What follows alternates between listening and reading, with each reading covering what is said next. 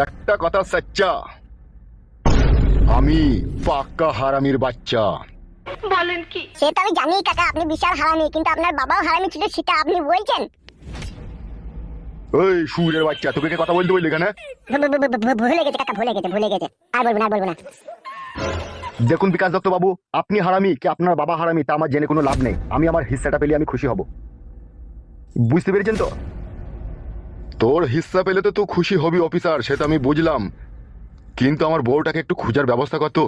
বিকাশ দত্ত বাবু, আমি এই পৃথিবীতে বহু মানুষ দেখলাম, মদখোর, গাঁজাখোর, আফিংখোর, চরসখোর, হিরোইনখোর, কিন্তু এরা তো এক ধরনের মাতাল।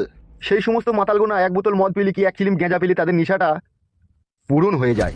আর তুমি এক ধরনের নেশাখোর, মেয়ে ছেলিখোর মাতাল। ভালো মেয়ে ছেলে দেখলি তার পাকানে থার্মিটার লাগিয়ে তোমার চেক করতে ইচ্ছা হয়, তাহলে তুমিও এক ধরনের মাতাল। এ বুকাচুদা, কি বলছিস কি বে তুই? আমার টাকা লিখেছিস, আমার টাকা লিয়ে পড়ছিস, আবার আমাকেই বড় বড় ডায়লগ দিচ্ছিস। আমি তো আর আপনার মতো বলতে পারি না যে একটা কথা সচ্চা, আমি পাক্কা হারামির বাচ্চা। আমার বাবা একজন সৎ ভালো মানুষ ছিল, চাষি মানুষ। সে নিজে মাঠে মেহনত মজদুরি করে একটু একটু করে অর্থ জমিয়ে আমাকে পড়ালেখা শিখিয়েছে। পড়ালেখা শিখে আজকে আমি পুলিশ অফিসার হয়েছি। দেশের বোঝা মাথায় তুলে নিয়ে জনগণের সেবা করতে এসেছি। আর যে থানাতেই আমি পোস্টিং হয়ে যাই, সেই থানার এরিয়ার অঞ্চলে আপনাদের মতো কিছু এমএলএ থাকে, যা সমস্ত নোংরা কাজের সাথে জড়িত। তোমার ওই উপরকার ওই সৌন্দর্য সাদা পোশাকের ভিতরে যে একটা কালো কুৎসিত মুন রয়েছে, আর সেই মুনের ভিতরে কত গরিব অসহায় লোকের কান্না রক্তের দাগ লুকানো রয়েছে। তা আমার বাবা একটু একটু করে মেহনত মজদুরি করে যদি আমাকে পুলিশ অফিসার না বানাতো, তাহলে আমি বুঝতেই পারতাম না। যারা এই সমাজটাকে চালানোর প্রতিজ্ঞা করে তারাই তলায় তলায় ভাঙে। আর সেই ভাঙার একটাই কারণ, তুমি হচ্ছে রাঁড়খোর। তোমার নিজের বউ ঘর ছেড়ে চলে গেছে, তাই এখন পরের বউয়ের গান মারতে বসেছে তুমি। এই তো বালের এমএলএ তুমি। অফিসার, তোর এই কথা, আর তুই যে আমার বুকে দিলি ব্যথা, আমার বুকের এক পাশ থেকে আমি মানুষ হয়ে থাকলাম আর এক পাশ থেকে আমি অমানুষ হয়ে গেলাম রে। শালা কি কথা শোনালি বে তুই? বে পরশু দিনকে লিলিবি বে টাকা। অফিসার, আপনি এখন যান, পয়সাটা আমি এমএলএ সাহেবের কাছ থেকে নিয়ে আপনাকে দিয়ে আসবো। ঠিক আছে, তুমি বললে তাই যাচ্ছি।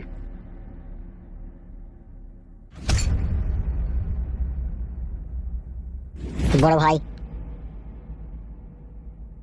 কি হলো, তুই আবার জ্ঞান দিবি নাকি আমাকে?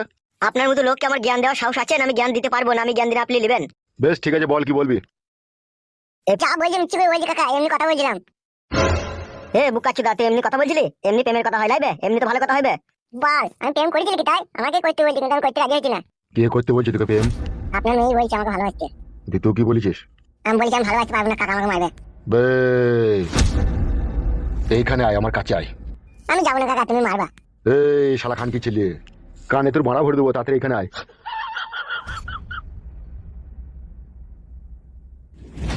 কি বলো কাকা? আমার দিকে তাকা। আজকে থেকে আমার বাড়ি ঘর যাওয়া তোর বন্ধ। কেন কাকা, আমি তো প্রেম করিনি। তুই প্রেম না করলেও আর যাওয়া হবে না আমার বাড়ি। তাই আমার বউকে আমি বাড়ি পালাবো? আমরা আর থাকতে চাই না, আমার বিশাল কষ্ট হচ্ছে থাকতে। তোমার কথাতে তো এতদিন থাকলাম, আর থাকবো না আমি এবার আমার বউকে পালাবো। তুই যে বাড়ি পালাবি, ততদিন যে খেয়েছিস তার টাকা পয়সাটা কে দেবে? তাই টাকা পয়সাটা দিবি দিয়ে চলে যাবে। তা আমি বলেছি নাকি আমাকে খাই দিয়ে কাকাই হবে? জোর জবরদস্তি করে রাখলে খাবে বলছে। এই তুই কি একবার বাড়ি যা তো। এ আইবে বাইরে। কেন কাকা, কি অসুবিধা বলো? যেতে বললাম যা। এমন কিছু চাল চালতে হবে আমাকে, যাতে শালা ফালতু আমাকে ডেকে নিয়ে গিয়ে তার বইয়ের কাছে আমাকে লিখে যাতে শুই দেয়। আমি আর লুকিয়ে করবো না, যা করবো ডাইরেক্ট। তবে শালা তুই তখন বুঝবি আমি কত বড় বৈধ হারামি লোক।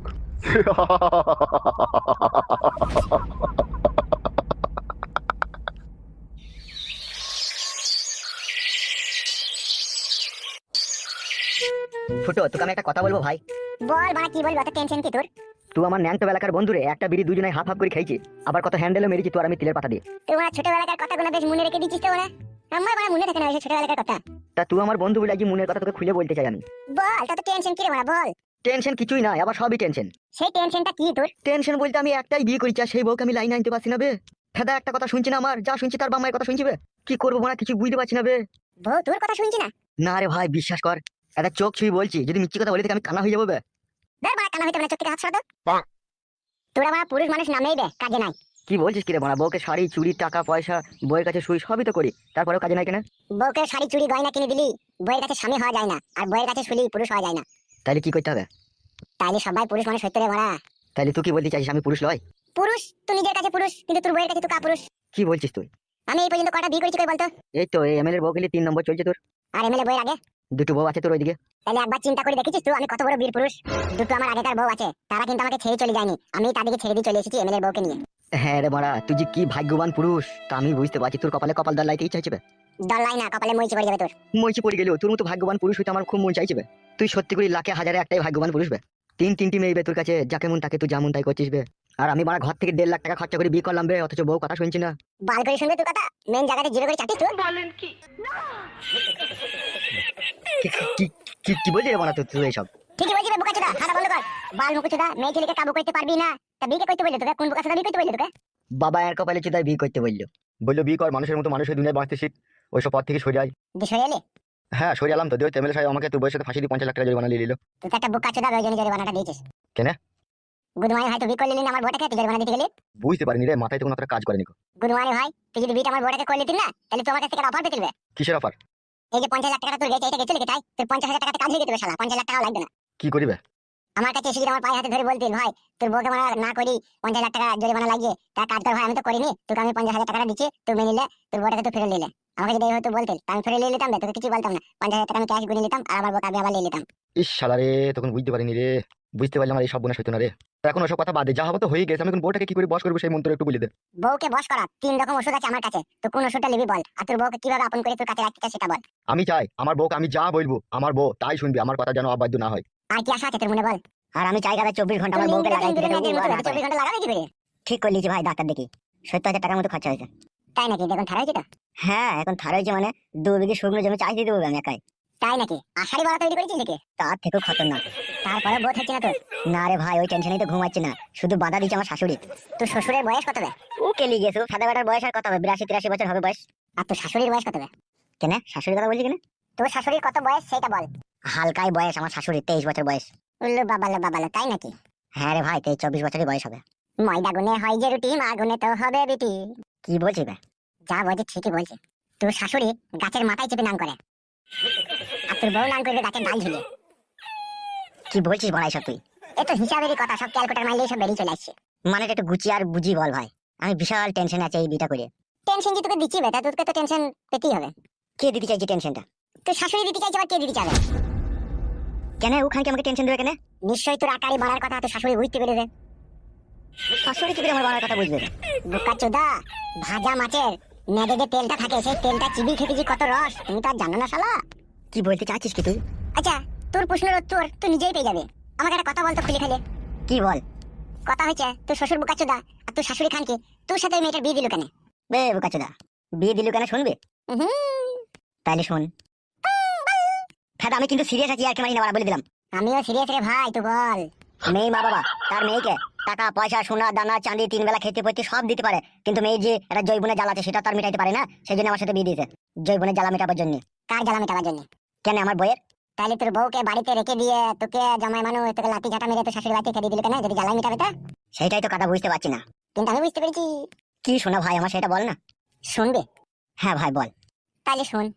বলছে শ্বশুরের নামে হবে পরিচয়, শ্বশুরের নামে হবে পরিচয়, বাবার নাম কেউ জানবে না, বিয়া কইরা জামাই ঘর জামাই থেকে যাও। আমি থাকবো না কাদা, আমার বাবা মায়ের বাড়ি ঘর নাই লিখে। এ ফাদা কাবালি ছোড়া, শালায় আমার জিলেপি যে ও তার বউটা ক্ষীর কদম, নিজে শাশুড়ি জানোই আমার রসড়ি চমচম। আর সেই চমচমটা কাকে খাবে সেটাই খুঁজে পেছি না তোর শাশুড়ি, তারপরে তোকেই টার্গেট করলে যে ওই চমচম খাবে বলে। কি বলছি রে মা, শাশুড়ি আমার সাথে থাকবে? এই তো বুঝতে পেরে গেছি তো শর্টকাটে। আমার ফাদা কেমন ঘোলা ঘোলা ভাব লাগে, বিশ্বাস হচ্ছে না। যতক্ষণ ঝাঁপ দিলে তোর শাশুড়ি যদি পকান করে না ভরবি ততক্ষণ তোর বিশ্বাস হবেও না।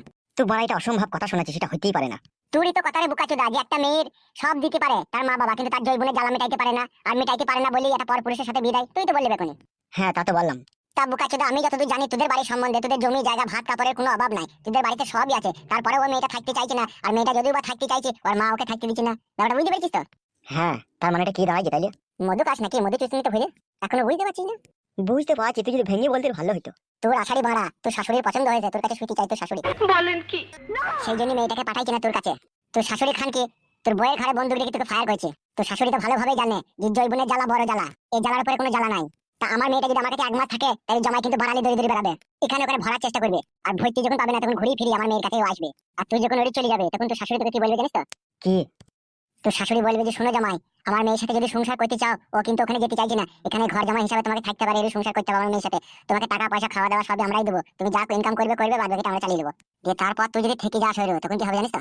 তখন এক জায়গায় এক বাড়িতে থাকতে থাকে তো শাশুড়ির ব্লাউজও দেখতে পাবি, ভিসিআরও দেখতে পাবি, জাঙ্গিয়াও দেখতে পাবি, শাড়িও দেখতে পাবি, চুড়িও দেখতে পাবি, তাকে ন্যাংটা অবস্থাতেও দেখতে পেতে পারিস এক বাড়িতে থাকলে। তখন আর লাজ লজ্জার মাথা খেয়ে দুজনেতে তখন ভালোবাসা হয়ে যাবে, যে পাকাত পুকুত পাকাত পুকুত। তুই যদি চাস শাশুড়ির সাথে পাকাত পুকুত করতে, তাহলে ঘর জামাই থাকতে পারিস। আর যদি চাস যে না আমি শাশুড়ির সাথে পাকাত পুকুত করবো না, ঘর জামাই থাকবো না, তাহলে আমি তোর বন্ধু আমার বাড়িতে 2-5 দিন বেড়া, দিয়ে টিকিট কেটে দেবো, ট্রেনে চাপিয়ে দেবো, সোজা বাড়ি চলে যাবি। পুরো খুবরিতে কথাটা ঢুকেছে তো? এরকম বাস্তবে ঘটে? আমি বাস্তবের সাথে যুদ্ধ করেছি, আর আমি জানি এটা বাস্তবে ঘটে, ঠিক আছে? আর আমার চোখের সামনে এরকম হাজার হাজার ঘটনা ঘটেছে। আর তোর যদি বিশ্বাস না হয়, তাহলে 1 মাসের জন্য তো ঘর জামাই থেকে প্রমাণ করিলে আমি মিথ্যা বললাম কি সত্যি বললাম। তোর শাশুড়ি তোকে পকাত পুকুত করতে দেবে। চিন্তা ভাবনা না করে তোর শ্বশুর শাশুড়ি আর তোর বউ কত বড় চরিত্রহীন, নিজের চোখে প্রমাণ করে দেখে যা। আর না হলে তো কষ্ট পাবি, তুই হয়তো ভাববি আমারই দোষ, আমার মা বাবারই দোষ, ওই জন্য আমার বউটা আমার বাড়ি এলো না। কিন্তু তলায় তলায় যে তোর শ্বশুর শাশুড়ি চরিত্রহীন, সে খবর তার দুনিয়ার লোক জানে না। এখন আমি তোকে বললাম, এবার তুই প্রমাণ করিলে।